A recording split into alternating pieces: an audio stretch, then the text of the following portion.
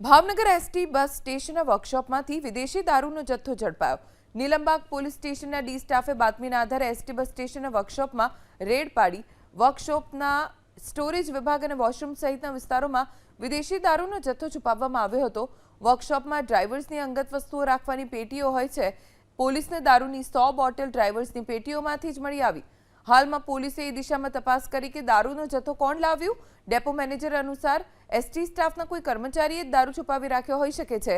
જે પણ જવાબદાર હશે તેની સામે કડક પગલાં ભરાશે। બાતમીના આધારે અમારા જે ડ્રાઈવરની જે પેટીઓ છે એમાંથી અમુક પેટીઓમાંથી દારૂની બોટલો મળવા પામી છે અને એની શોધખોળ ચાલુ છે, કાર્યવાહી ચાલુ છે। અંદરનો કર્મચારી હશે તો પણ એના સામે કાર્યવાહી કાયદેસર થશે, બરાબર। એના પાસેની કાર્યવાહી ચાલુ છે। ગોડાઉન એરિયા, સ્ટોર વિભાગ, વોશ એરિયા તથા ડ્રાઈવરો જે બી હોય છે તેની પેટી નું ચેકિંગ હાલમાં ચાલુ છે।